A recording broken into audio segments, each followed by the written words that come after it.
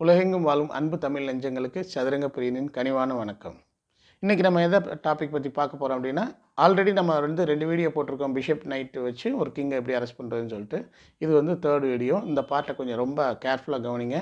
இது எல்லாத்துக்கும் அவ்வளோ எளிதான விஷயம் கிடையாது. ஸோ இதை கொஞ்சம் நல்லபடியாக பார்ப்போம். இப்போது ஃபார் எக்ஸாம்பிள் நம்ம கிங் இங்கே இருக்குது, நம்ம பிஷப் இங்கே இருக்குது, நைட் இங்கே இருக்குது, அவங்க கிங் இங்கே இருக்குது. இப்படி ஏதோ ஒரு இடத்துல எல்லாமே போர்டு எண்டில் இருக்குது. இப்போ எப்படி இதை அரெஸ்ட் பண்ணுறது அப்படிங்கிறத பற்றி பார்க்கலாம். அதுக்கு உங்களுக்கு இம்பார்ட்டண்ட்டாக தெரிய வேண்டிய ஒரு விஷயம், ரெண்டு முக்கியமான விஷயம் இருக்குது. அதாவது ஒரு நைட்டை பேஸ் பண்ணி ஒரு பிஷப் சுற்றுறதுன்னு ஒரு விஷயம், ரைட்டுங்களா? நைட்டு பிளாக்கில் இருக்குது, இந்த பிஷப் பாருங்கள் பிளாக்கில் இங்கே இங்கே இங்கே இங்கே இங்கே இங்கே இங்கே இந்த இடத்துல வந்து கம்ப்ளீட் ஆகுது. அப்போ பார்த்தீங்கன்னா இங்கிட்ட ஒரு 3, இங்கிட்ட ஒரு 6, 7, 8 ஸ்கொயரை இந்த பிஷப் வந்து ரவுண்ட் அடிக்கும், ரைட்டுங்களா? அதே போல் எதுக்காக அப்படின்னு ஒரு விஷயம், ஏன் சார் ரவுண்ட் அடிக்கணும்னு ஒரு கொஷின் வரும். ஃபார் எக்ஸாம்பிள் இப்போ பாருங்கள், இந்த இடத்துல கிங் இருக்குன்னா இந்த பக்கம் வர முடியுமான்னு செக் பண்ணுங்கள். இந்த ஸ்கொயரில் ஸ்டார்ட் பண்ணி இங்கே இங்கே இங்கே இங்கே எல்லாமே ஃபுல்லாக கவர் ஆகிருக்கு. இந்த ரெண்டு பீஸும் இந்த பிஷப் 2, இந்த நைட் 2 அப்படிங்கும்போது இந்த ஃபுல் ஸ்கொயரு கண்ட்ரோல் ஆகிடுச்சு. அவங்க போய் எங்கிட்டு வரலாங்கன்னா இங்கே வராங்கன்னு வச்சிங்களேன். இங்கே வந்து வெளியே வரப்போகிறேன் அப்படின்னு சொன்னாங்கன்னா இங்கே ஃபார் எக்ஸாம்பிள் இங்கே வராங்கன்னா இங்கே வைங்க. இங்கே வரும்போது வர்றதுக்கு முன்னாடி இங்கே வச்சு இங்கேருந்து இங்கே வராங்கன்னு வைங்களேன். இப்போ இந்த இடத்துக்கு வர முடியாது, இதுவும் ரெண்டும் வர முடியாது. ஸோ இந்த பிஷப் நைட்டை வந்து அவங்க நெருங்கிறதுக்கான வாய்ப்பே துளியும் கிடையாது. இப்படி போய் எஸ்கேப் ஆறேன்னு போனாங்கன்னா இதுவும் சேர்ந்து கண்ட்ரோல் ஆகிடும்.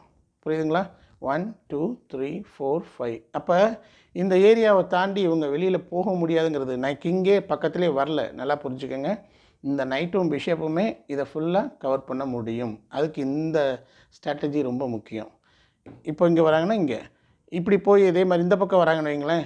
இந்த பக்கம் வர மாதிரி இருந்துச்சுன்னா இங்கே வைங்க. இப்போயும் இதை கண்ட்ரோல் பண்ணுறதுக்கு வர முடியாது. அதே போல் இங்கே வந்து இப்போ கிங் இங்கே இருக்குன்னா இங்கே வந்துடுங்க, இங்கே அட்டாக் பண்ணாங்கன்னா இங்கே வந்துடுங்க. இப்போயும் பாருங்கள் பக்கத்துலேயே வர முடியாது.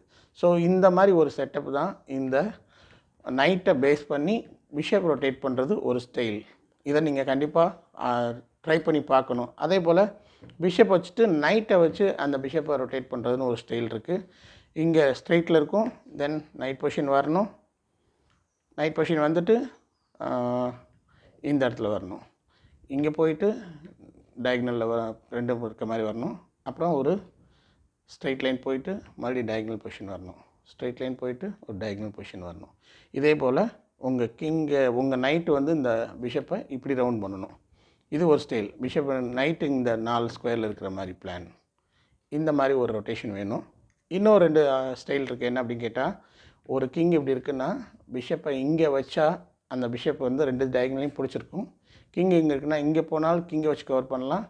சப்போஸ் இங்கே வர மாதிரி இங்கே வெளியில் போகிற மாதிரி இருந்தால் நைட்டை இந்த ஸ்கொயர்லேருந்து கண்ட்ரோல் பண்ணலாம், இங்கேருந்து இதை கண்ட்ரோல் பண்ணலாம், இங்கேருந்து இதை கண்ட்ரோல் பண்ணலாம். இந்த பிளான்லாம் உங்களுக்கு கண்டிப்பாக கிளாரிட்டி இருக்கணும். அப்போ தான் அந்த கிங்கை எஸ்கேப் பண்ண விடாமல் உங்களால் பிடிக்க முடியும். அது வந்து ரொம்ப இம்பார்ட்டன்ட். இந்த சென்டர்லேருந்து ஓரத்துக்கு ஒதுக்குறதுக்கு இதெல்லாம் உங்களுக்கு தேவையான எசென்சியல் நீட்ஸ் அப்படின்னு சொல்லுவாங்க. அந்த அளவுக்கு நீங்கள் அதை தெளிவாக வச்சுக்கணும்.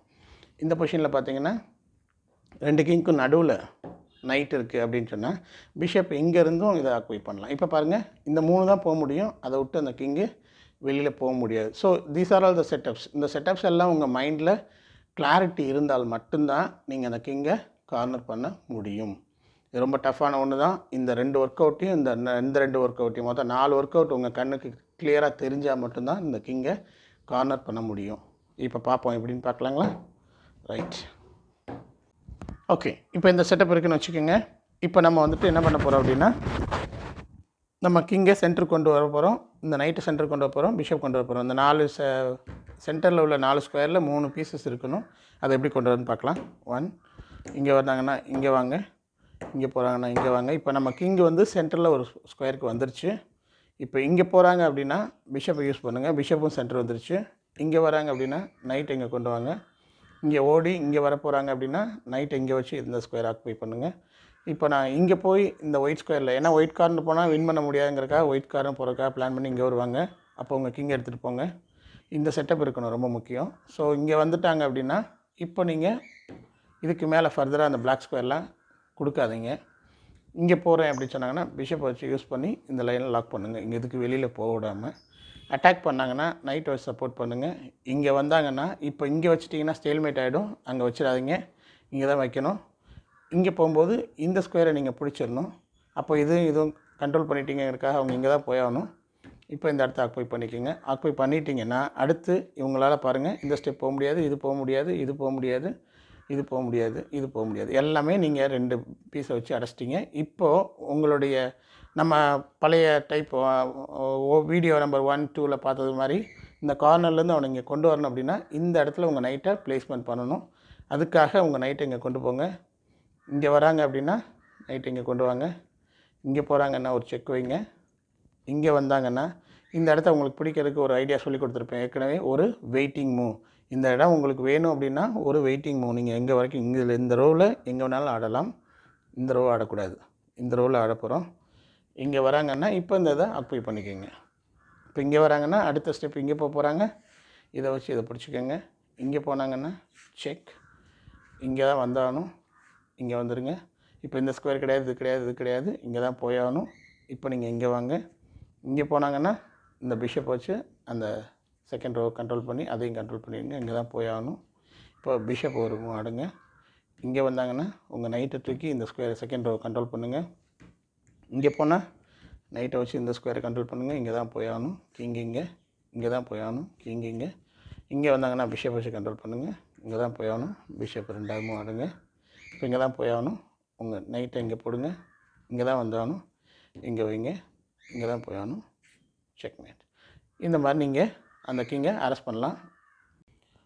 நேயர்களுக்கு சொல்ல வேண்டிய ஒரு முக்கியமான விஷயம் இருக்குது. என்ன அப்படின்னா, இதை ப்ராக்டிஸ் பண்ணுறத நீங்கள் ரெப்படிஷனில் மட்டும்தான் நீங்கள் அதை ஃபெமிலியர் ஆக முடியும். ஒரு கேஸை நீங்கள் கிளியர் பண்ணணும் அப்படின்னா அதில் நீங்கள் திரும்ப திரும்ப திரும்ப திரும்ப ரெப்படிஷன் எவ்வளோ பண்ணுறீங்களோ அவ்வளோக்குள்ள உங்கள் மைண்டு ஸ்ட்ரெங்தன் ஆகிடும். சரிங்களா? எக்ஸசைஸ் பண்ண மாதிரி தான். பாடி வந்து இப்போ கையை நான் ஸ்ட்ரெங்தன் பண்ணணும் அப்படின்னா தம்பிள்ஸ் போட்டுக்கிட்டே இருக்கவங்களுக்கு அந்த கை நல்லா ஸ்ட்ராங்காக இருக்கும். நார்மலாக எந்த வேலையும் செய்யாமல் இருக்கவங்களுக்கு தொலைன்னு இருக்கும். அது போல் தான் உங்கள் மைண்ட்லேயும் அதே மாதிரி ஒர்க்கு தான். நீங்கள் திரும்ப திரும்ப சொன்னீங்கன்னா அந்த மைண்ட் அதை அப்படியே அக்செப்ட் பண்ணி வச்சுக்கிறோம். நீங்கள் கேட்காத நேரத்தில் கூட அது அழகாக எக்ஸ்போஸ் பண்ணும். அதான் அன்கான்ஷியஸ் மைண்ட்லேயே அந்த ஒர்க் நடக்கிறது. சரிங்களா? அதுபோல் நீங்கள் எதை திரும்ப திரும்ப திரும்ப திரும்ப பாருங்கள். நீங்கள் நான் 2 ஃப்ரெண்ட்ஸ் சேர்ந்துக்கங்க. நான் ட்ரை பண்ணுறேன், நான் விளையாட்டு 3 தடவை நான் வின் பண்ணி காமிக்கிறேன், நீ ஒரு தடவை 3 தடவை வின் பண்ணி காமின்னு மாற்றி மாற்றி ட்ரை பண்ணுங்கள். அப்போ தான் அதில் உள்ள நூக் அண்ட் கார்னர்ஸில் எங்கெங்கே என்னென்ன பிரச்சனை வரும்னு தெரியும். இது எல்லாத்தையும் டீட்டெயிலாக சொல்ல முடியாது. அது எல்லாமே கிளியராக நான் சொல்லியிருக்கேன். நீங்கள் இதை மட்டும் ப்ராக்டிஸ் பண்ணிவிட்டு நீங்கள் விளையாண்டு பார்த்தீங்கன்னா அப்போ விளையாடும்போது ஒரு அனுபவத்தில் சில விஷயங்கள் உங்களுக்கு தெரிய வரும். அப்போ தான் நீங்கள் அதில் ஃபெமிலியர் ஆக முடியும். இதை நீங்கள் ட்ரை பண்ணுங்கள். உங்கள் ஃப்ரெண்ட்ஸுக்கும் இந்த வீடியோஸை போட்டு காமிங்க. உங்கள் சேனல் தமிழர் சதுரங்கத்தை நீங்கள் லைக் பண்ணுங்கள், ஷேர் பண்ணுங்கள். உங்கள் ஃப்ரெண்ட்ஸோட இதை என்ஜாய் பண்ணுங்கள். நன்றி.